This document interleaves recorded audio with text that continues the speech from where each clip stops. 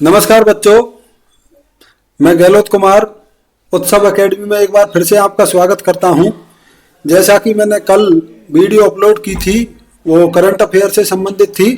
मार्च महीने की current affair थी और उसी को हम कंटिन्यू करेंगे। तो अब और आगे के 20 क्वेश्चन लेंगे जो बढ़िया हैं, बिल्कुल एग्जाम में आ सकते हैं।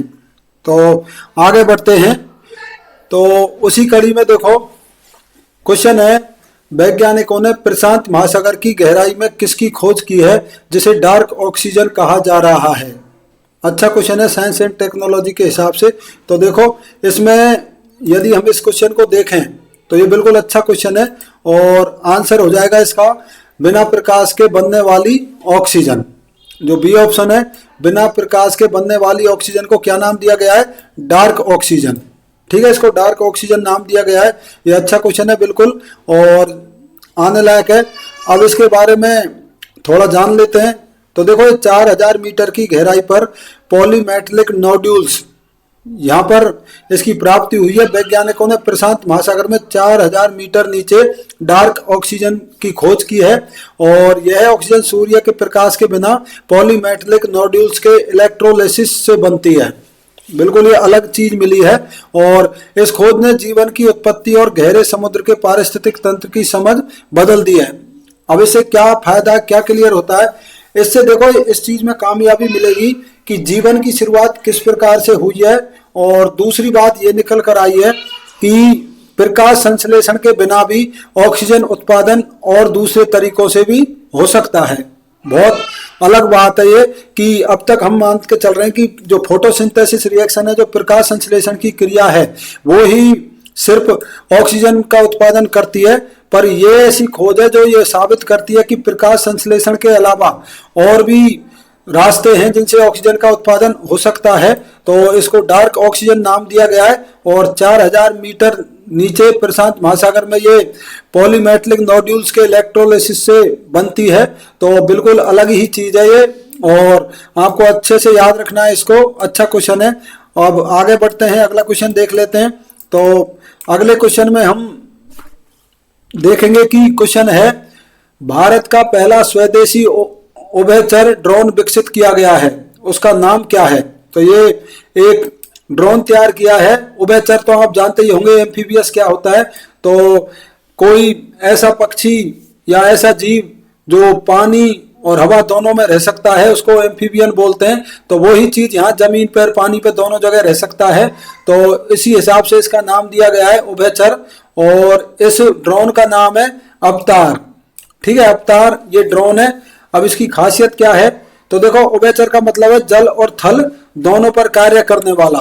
और इसमें जो चीज है वो ये है कि यह ड्रोन हवा में उड़ने के साथ साथ पानी की सतह पर भी चलने में सक्षम है और इसका उपयोग समुद्री निगरानी, खोज और बचाव अभियानों में किया जाएगा।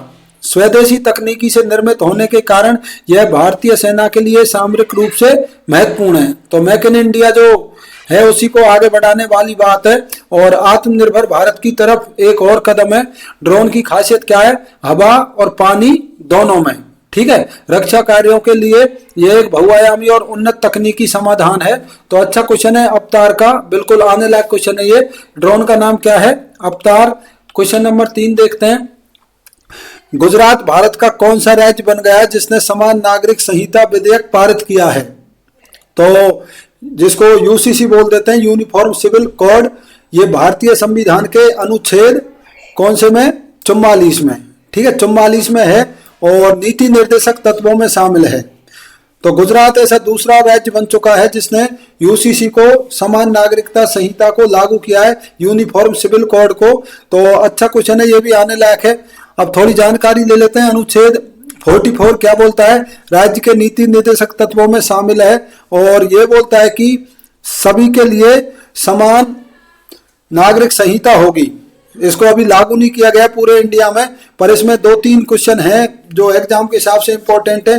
देखो, गोवा ऐसा पहला राज्य है जिसमें पहले से ही ये यूनिफॉर्म सिविल कोड लागू है। समान नागरिकता संहिता गोवा में पहले से ही लागू है।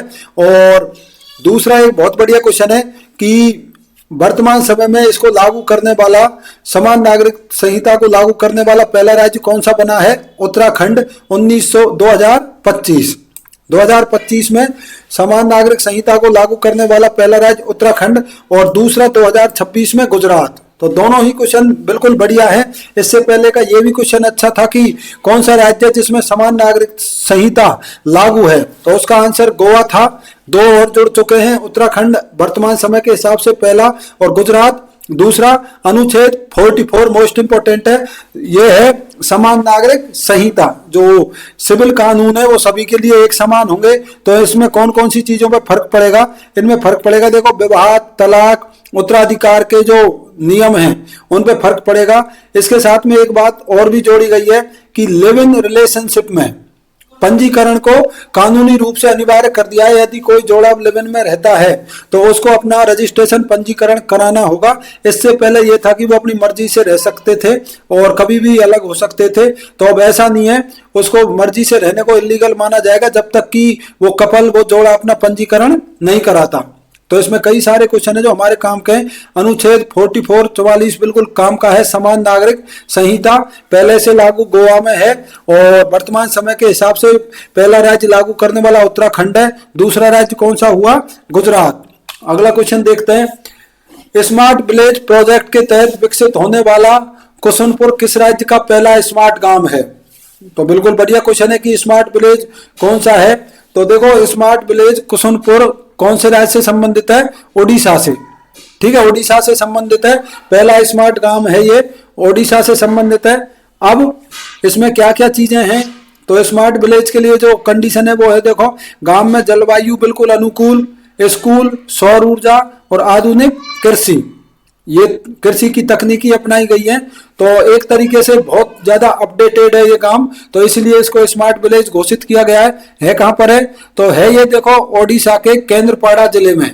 केंद्रपाड़ा जो जिला है उसमें स्मार्ट विलेज है। कौन सा? ओडिशा का जो कुसुनपुर विलेज है वो यहाँ पर स्थित है, केंद्रपाड़ा में।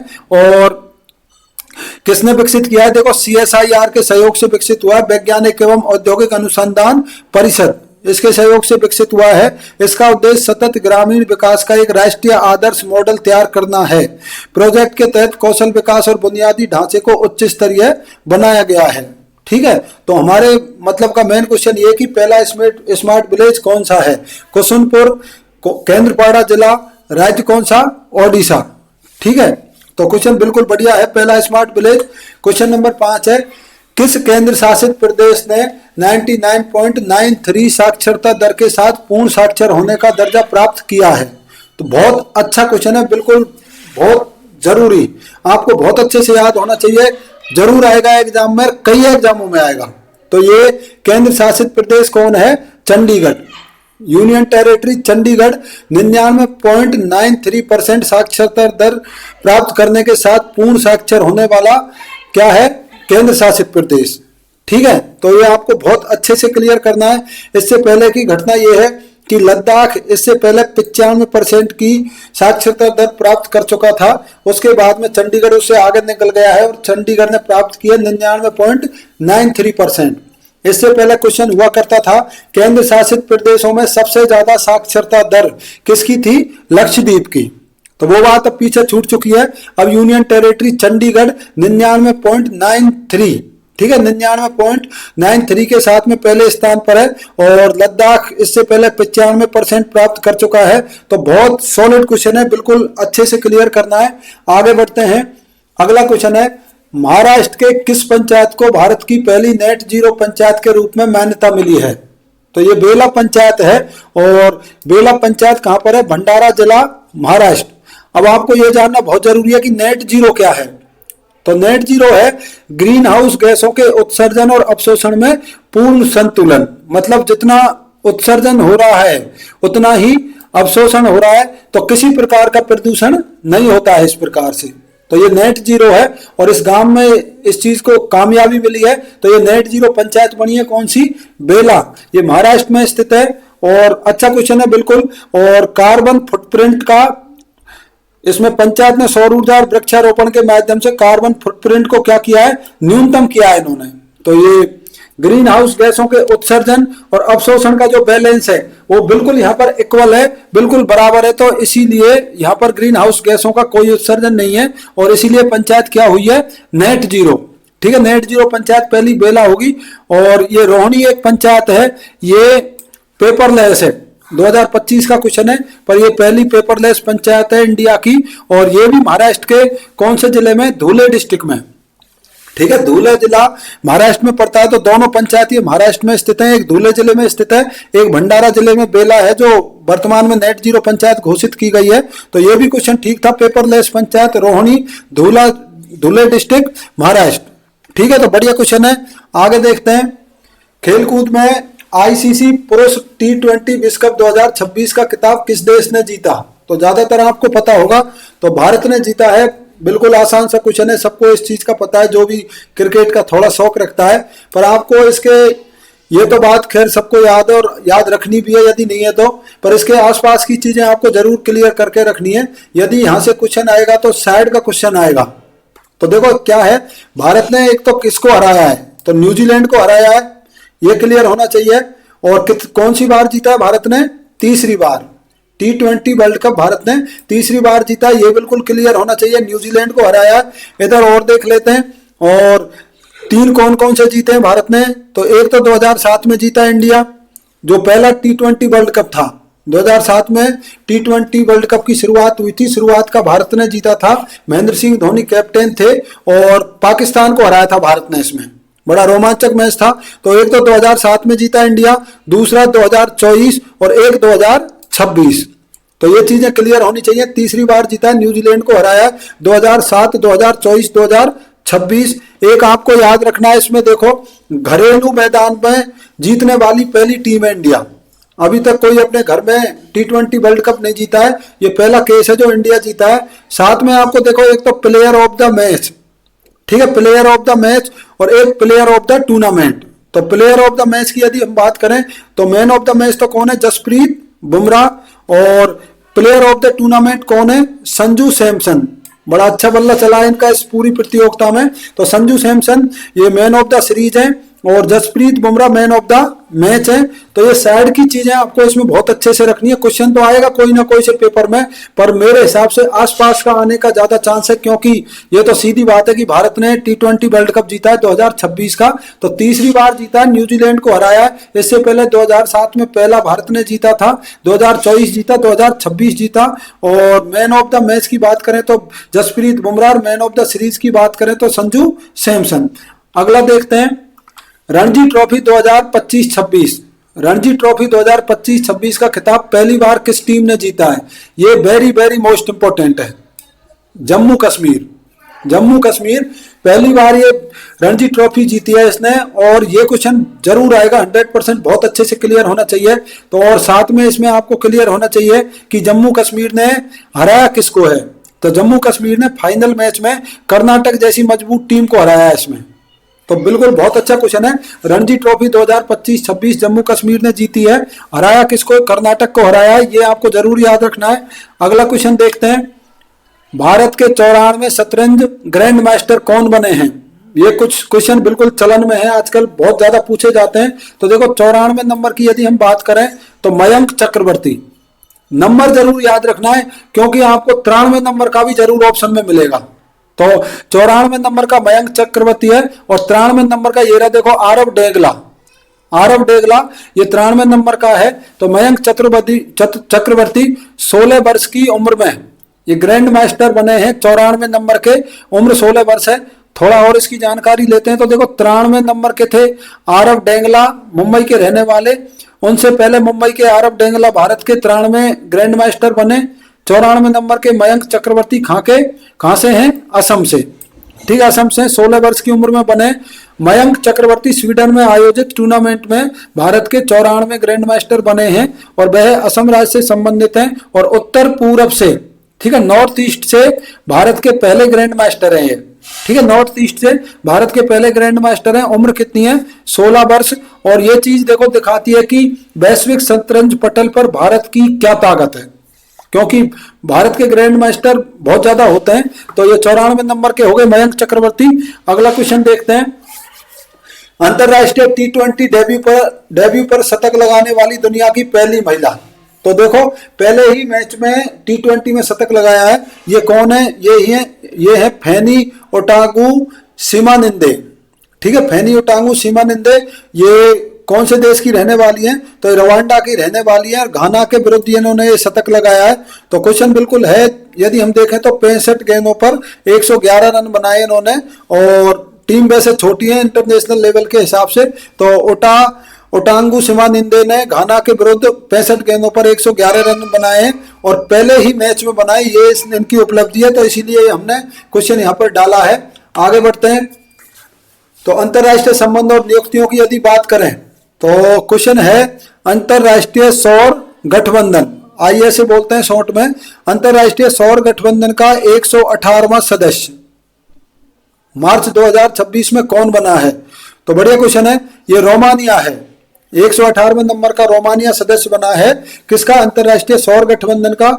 और यदि हम इसकी बात करें तो देखो आईएसए का मुख्यालय गुरुग्राम हरियाणा। ठीक है, गुरुग्राम हरियाणा में इसका मुख्यालय है। ये बहुत इंपॉर्टेंट बात है कि इसका हेड ऑफिस कहां पर है। दूसरा, वर्तमान में इसका महानिदेशक कौन है? आशीष खन्ना। ठीक है, आशीष खन्ना इसका महानिदेशक है। सबसे बढ़िया जो क्वेश्चन है कि भारत और कौन से देश ने मिलकर ये गठबंधन बनाया है? भारत और फ्रांस ने। और कब बनाया? 2015 में। ठीक है, 2015 में टोटल देशों की संख्या कितनी हो चुकी है? 118। ठीक है, तो 118 संख्या हो चुकी है रोमानिया के शामिल होने के बाद। और मुख्यालय कहां पर है? गुरुग्राम में। वर्तमान इनके महानिदेशक कौन है? आशीष खन्ना। ठीक है, इसके बाद में कौन कौन से देशों ने मिलकर ये संगठन बनाया था? भारत और फ्रांस। कब बनाया था? 2015 में। ठीक है, तो इस प्रकार से आईएसए इंपॉर्टेंट है और ये इंडिया के लिहाज से काफी इंपॉर्टेंट बात है कि इंडिया ने अपने दम पर इतना बड़ा संगठन खड़ा किया है सौर ऊर्जा के लिए। तो ये अच्छा क्वेश्चन है। इसमें देखो याद रखने वाली बात है 118वां सदस्य, हेड ऑफिस गुरुग्राम में। और खास बात यह कि कौन कौन से देशों ने मिलाकर? फ्रांस और भारत। कब? 2015। आगे क्वेश्चन है, जॉन्स एंटोनियो कास्ट किस देश के 38वें राष्ट्रपति के रूप में नियुक्त हुए हैं? तो ये बिल्कुल आते हैं क्वेश्चन ऐसे आजकल। तो जॉस एंटोनियो कास्ट कौन से देश के हैं? ये चिली के हैं। ठीक है, चिली के हैं। अब चिली देखो दक्षिण अमेरिका का देश है, साउथ अमेरिका का देश है। और चिली की खास बात यह है कि देखो लंबाई बहुत ज्यादा है चिली की, ऐसे करके ये। ठीक है, और अब फेमस की यदि बात करें तो देखो चिली फेमस है किसके लिए? कॉपर के लिए, तांबे के लिए। दुनिया का सबसे ज्यादा तांबे का उत्पादन चिली करता है। और इसकी जो सबसे फेमस खान है वो कौन सी है? चुका की माता। ठीक है, चुका की माता इसकी सबसे फेमस खान है। तो चिली सबसे ज्यादा कॉपर तांबा उत्पादन करता है। यहाँ पर बात यह आई है कि राष्ट्रपति जो बना है चिली का, उसका नाम है जॉस एंटोनियो कास्ट। ठीक है, दक्षिण अमेरिका का देश है। अगला देखते हैं, मार्च 2026 में किस देश ने आधिकारिक रूप से विश्व स्वास्थ्य संगठन WHO वर्ल्ड हेल्थ ऑर्गेनाइजेशन से अलग होने का निर्णय लिया है? तो काफी बड़ी घटना है। तो ऐसा कौन सा देश है? अर्जेंटीना, जहां के लियोनेल मेसी हैं। तो अर्जेंटीना इससे अलग हो गया WHO से। और अर्जेंटीना के निकलने के बाद में इसमें देखो देशों की संख्या 190 और 2 वैसे देश और हैं, यदि उनको शामिल कर लेते हैं तो 192 में हो जाते हैं पर्यवेक्षक देशों को। बाकी जो परमानेंट सदस्य हैं अब 190 बचे हैं इसमें। किसके निकलने के बाद? अर्जेंटीना के।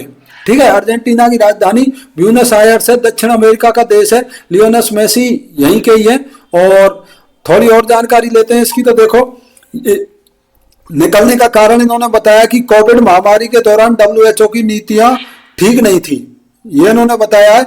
अब यदि हम इसकी WHO की बात करें तो देखो वर्तमान में इसके डायरेक्टर जनरल महानिदेशक हैं डॉक्टर टेड्रोस अधानोम घेब्रेयेसस। ठीक है, डॉक्टर टेड्रोस अधानोम घेब्रेयेसस ये कौन से देश के हैं? इथियोपिया। ठीक है, इथियोपिया अफ्रीका का जो देश है, आदिस अबाबा इसकी राजधानी है। तो यहाँ के रहने वाले और 2017 से यही है, दूसरा टर्म चल रहा है। सदस्य संख्या 190 है। मोस्ट इंपोर्टेंट बात है कि WHO का मुख्यालय कहां पर है? जेनेवा। ठीक है, स्विट्जरलैंड जेनेवा में इसका मुख्यालय है। और doctor Tedros Adhanom Ghebreyesus Ethiopia के हैं, जो इसके वर्तमान में महानिदेशक हैं। दूसरा टर्म चल रहा है। और सदस्य देशों की संख्या वर्तमान में कितनी रह चुकी है? 190। ठीक है, आगे नेपाल के सबसे युवा प्रधानमंत्री 35 वर्ष के हैं बिल्कुल। तो नेपाल के सबसे युवा प्रधानमंत्री के रूप में किसने कार्यभार संभाला है? तो बालेंद्र शाह। ठीक है, बालेंद्र शाह ये सबसे युवा पीएम बने हैं नेपाल के। खास बात यह है कि प्रधानमंत्री बनने से पहले ये रैपर थे। ठीक है, रैपर हैं बालेंद्र शाह, और इंजीनियर की इन्होंने पढ़ाई कर्नाटक से की है, भारत में ही। बालेंद्र शाह की पार्टी का नाम है राष्ट्रीय स्वतंत्र पार्टी। ठीक है, राष्ट्रीय स्वतंत्र पार्टी किसको हराया है? केपी शर्मा ओली को। केपी शर्मा ओली को इन्होंने पराजित किया सिर्फ 35 वर्ष की उम्र में। और आपको देखो इसके साथ साथ ये भी जरूर याद रखना है कि जो आंदोलन है वो कौन सा है? जैन जी आंदोलन ये काम करने में यहाँ पे कामयाब रहा है कि पूरी सरकार ही पलट दी है, और बिल्कुल एक युवा प्रधानमंत्री मिला है किसको? नेपाल को। अब ये साथ में जो झंडा लगा रखा है इसकी बड़ी अच्छी खासियत है, और ये कई बार आया हुआ क्वेश्चन है। इसकी खासियत ये है कि ये बीच में से कटा हुआ है। ठीक है, बीच में से कटा हुआ है, 2 ट्रायंगल है एक प्रकार से। ये बहुत बार एग्जाम में आ रखा है। तो बीच में से कटा हुआ झंडा कौन से देश का है? नेपाल का। 2 त्रिभुज है, एक प्रकार से राजधानी काठमांडू है। ठीक है, तो बालेंद्र शाह सबसे कम उम्र में 35 वर्ष की उम्र में प्रधानमंत्री बने। राष्ट्रीय स्वतंत्र पार्टी है इनकी, और जैन जी आंदोलन की देन है। और इससे पहले ये क्या थे? रैपर। ठीक है, आगे बढ़ते हैं। भारत की जनगणना 2027 के लिए किन 2 शुभंकरों का अनावरण किया गया है? तो जो मस्कट है हमारी सेंसस के लिए 2027 में हो रही है, होनी थी 2021 में पर हो नहीं पाई कोविड की वजह से। तो इसके 2 मस्कट हैं, देखो, एक प्रगति और एक विकास। तो प्रगति महिला और विकास पुरुष। तो बिल्कुल याद रखना है, आना है क्वेश्चन, जरूर आना है, कई एग्जामों में आएगा। तो प्रगति और विकास 2 मस्कट हैं जनगणना के लिए जो 2027 में होगी। अब देखो एक बहुत बढ़िया क्वेश्चन है कि जनगणना करवाता कौन है? ये यूपीएससी जैसी एग्जाम में आता है क्वेश्चन, और कई बार आया हुआ है। तो जनगणना सेंसस कराने का किसका काम है? गृह मंत्रालय का। केंद्र की जिम्मेदारी है, केंद्र में गृह मंत्रालय कराता है। 2027 के लिए जो मस्कट है वो है शुभंकर प्रगति और विकास। प्रगति महिला, विकास पुरुष, ये शुभंकर है। अब ये भारत की देखो 16वीं जनगणना है। पहली देखो 1872 में हुई थी लॉर्ड मेयो के समय में, और जो सिस्टमेटिक है, जो लगातार हुई है सिस्टमेटिक ढंग से, वो 1881 से शुरू हुई है लॉर्ड रिपन के समय में। ठीक है, तो वास्तव में 1881 से बिल्कुल सिस्टमेटिक वे में, और पहली जो हुई थी 1872 में लॉर्ड मेयो के समय में, और 8 हुई थी आजादी से पहले। और जो वर्तमान में होने वाली है ये भी कौन से नंबर की है? ये 16वें नंबर की है, पर आजादी के बाद में कौन से नंबर की है? 8वें नंबर की। ठीक है, 8वें नंबर की आजादी के बाद में। तो आजादी से पहले 8, आजादी के बाद में 8, टोटल कौन से नंबर की हुई? 16वें की। सबसे पहले 1872 में लॉर्ड मेयो के समय में, और जो लगातार वाली बात है उसकी यदि हम बात करें तो 1881 में। ठीक है, लॉर्ड रिपन के समय में। और इसका ब्रांड एम्बेसडर कौन है? सुदर्शन पटनायक, जो रेत पर कलाकारी के लिए प्रसिद्ध हैं, ओडिशा के हैं सुदर्शन पटनायक, ये इसके ब्रांड एम्बेसडर हैं। और यह है देश की पहली पूरी तरीके से डिजिटल और पहली बार जाति आधारित डेटा संग्रह करने वाली जनगणना होगी। तो डिजिटल की यदि बात करें तो पहली है, और जाति आधारित के हिसाब से भी पहली है। तो कई क्वेश्चन बड़े अच्छे हैं। देखो प्रगति और विकास मस्कट शुभंकर आपको जरूर याद रखने हैं। जनगणना कराने की जिम्मेदारी किसकी है? केंद्र की। और केंद्र में कौन से मंत्रालय के अंतर्गत है? गृह मंत्रालय के अंतर्गत। वर्तमान में जो हो रही है ये 16वें नंबर की है। टोटल में आजादी से पहले कितनी हो रखी थी? 8, और आजादी के बाद में कौन से नंबर की आ रही है? ये 8वें की। सबसे पहले 1872 में हुई थी सिस्टमेटिक वे की यदि बात करें तो 1881, और ब्रांड एम्बेसडर की बात करें तो सुदर्शन पटनायक। बड़े अच्छे क्वेश्चन है इसमें कई सारे। आगे है मनरेगा। तो मनरेगा योजना का नया नाम बदलकर क्या रखा गया है? तो मनरेगा का वर्तमान में जो नाम है वो है विकसित भारत ग्रामीण रोजगार और आजीविका मिशन अधिनियम 2025। ठीक है, जो शॉर्ट में क्या बना है? ये BBGRJ। ठीक है, जिसको जी राम जी भी बोला गया है, BBG राम जी बोला गया है। तो BBG राम जी करके ज्यादा फेमस हुआ है। बाकी फुल फॉर्म देखें तो विकसित भारत ग्रामीण रोजगार और आजीविका मिशन अधिनियम 2025। ठीक है, ग्रामीण रोजगार से संबंधित है। अब इसके इतिहास की यदि हम बात करें तो देखो सरकार ने महात्मा गांधी राष्ट्रीय ग्रामीण रोजगार गारंटी अधिनियम को नया नाम दिया है। इसे अब विकसित भारत ग्रामीण रोजगार और आजीविका मिशन अधिनियम 2025 के नाम से जाना जाएगा। इस बदलाव का मुख्य कारण है ग्रामीण आजीविका मिशन को अधिक सशक्त बनाना है। ठीक है, ग्रामीण विकास मंत्रालय ने युवाओं को इन योजनाओं से जोड़ने के लिए BBGRJ अभियान भी शुरू किया है। तो ये BBG राम जी करके ज्यादा फेमस हुआ है। अब इसकी पहले यदि हम बात करें तो देखो, पहले जो मनरेगा का अधिनियम था वो 2005 का था, 2005 का अधिनियम था, और योजना लागू हुई थी 2006 में। ठीक है, 2006 में लागू हुई थी, आंध्र प्रदेश के पोचमपल्ली से लागू हुई थी। मनरेगा इसका नाम किया गया था 2009 में। ठीक है, 2009 में इसका मनरेगा नाम। तो पहले मनरेगा का अधिनियम 2005 का था, इंप्लीमेंट हुई थी 2006 में, और नाम परिवर्तन मतलब मनरेगा महात्मा गांधी राष्ट्रीय ग्रामीण रोजगार गारंटी योजना इसका नाम किया गया था 2009 में, और वर्तमान में BBGRJ। ठीक है, BBGRJ इसका नाम कर दिया गया है 2025 में। ठीक है, तो अच्छा है क्वेश्चन। आगे है, गृह मंत्री अमित शाह द्वारा पेश CAPF अम्ब्रेला बिल 2026 में उच्च पदों पर IPSओं के लिए कितना कोटा होगा? तो 50 से 67%। ठीक है, विवाद है इसको लेकर, काफी वो विवाद है इसको लेकर, क्योंकि जो खुद उसके हैं CRPF CISF उनके जो असिस्टेंट कमांडेंट वगैरह हैं वो इसका विरोध कर रहे हैं, उसके खुद के अफसर। तो ये 50 से 67% का कोटा रखा गया है IPS के लिए, जो IG ADG और DG की रैंक के लिए है। ठीक है, राज्यसभा में बिल पेश हुआ है। BSF CRPF CISF जैसे बलों के लिए समान प्रशासनिक ढांचा बनाना इसका उद्देश्य बताया गया है। इसमें IG ADG और DG जैसे उच्च पदों पर IPS अधिकारियों के लिए कोटा कितना रखा गया है? 50 से 67। तो आपको यही याद रखना है कि कोटा कितना है, तो 50 से 67% है कोटा। अगला क्वेश्चन है, नासा के किस मिशन ने हाल ही में क्षुद्रग्रह डिमोफोर्स की कक्षा को सफलतापूर्वक बदला है? तो आर्टिफिशियल वे में क्षुद्रग्रह की कक्षा बदल दी गई है, बड़े अचंभे की बात है। किसने बदली है? नासा, जो अमेरिका का अंतरिक्ष संगठन है, उसने बदली है। तो कौन से मिशन के तहत बदली है? Dart mission.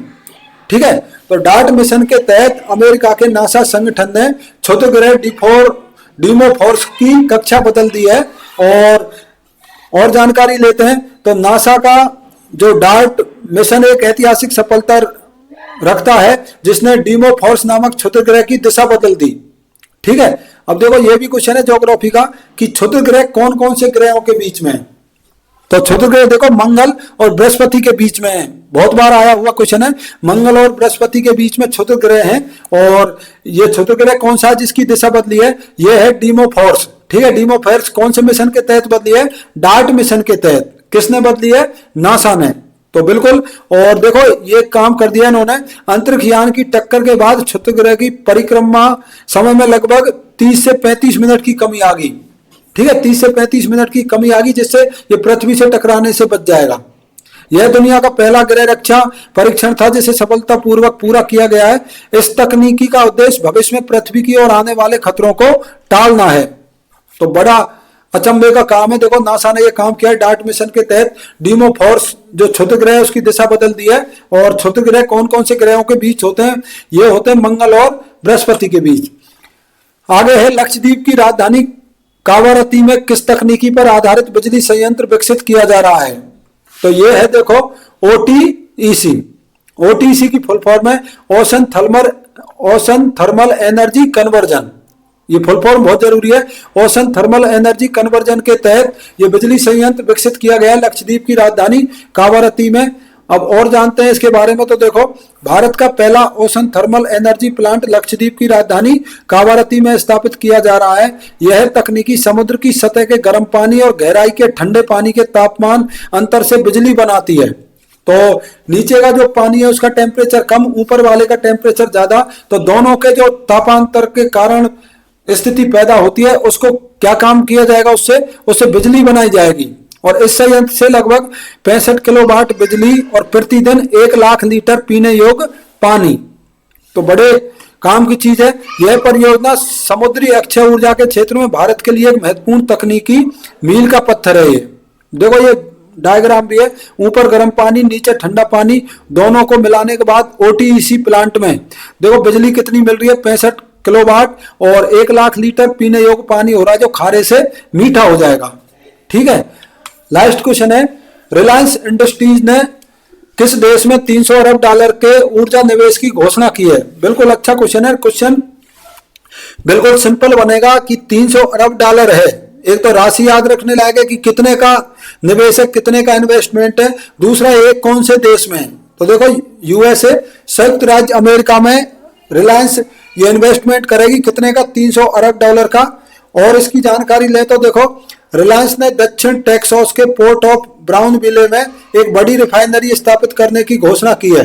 अब टेक्सास यहाँ पे आया तो टेक्सास आया तो मैं बता देता हूँ, टेक्सास और लुइसियाना ये अमेरिका के दो ऐसे प्रांत हैं जो दुनिया का 40% सल्फर उत्पादन करते हैं।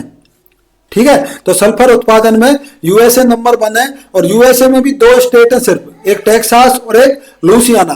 तो टेक्सास के ब्राउनविले में ये रिफाइनरी लगाई जाएगी। यह पिछले 50 वर्षों में अमेरिका में बनने वाली पहली बड़ी तेल रिफाइनरी है। तो बड़ी तेल रिफाइनरी है पिछले 50 वर्षों की। और इस परियोजना में कुल निवेश कितना है, 300 अरब डॉलर। ये जरूर याद रखना, 300 अरब डॉलर आपको जरूर याद रखना है। और इसकी प्रतिदिन उत्पादन क्षमता लगभग 1.6 लाख बैरल तेल होगी। ठीक है, 1.6 लाख बैरल तेल होगी। तो इस प्रकार से आपके 20 क्वेश्चन हुए। अब यहाँ पर बैरल लिखा हुआ है, तो मैं आपको एक क्वेश्चन देता हूं, आप इसका आंसर कमेंट्स में बताना कि एक बैरल में कितना लीटर होता है। एक बैरल कितने लीटर से बना होता है, आपको कमेंट्स में बताना है। वीडियो पूरी हुई, और वीडियो देखने के लिए सभी का धन्यवाद। ठीक है, अगले वीडियो के लिए तैयार रहेगा। 1-2 दिन में हम दोबारा से यही करंट अफेयर का मार्च के महीने का वीडियो फिर से डालेंगे। ठीक है, धन्यवाद सभी को।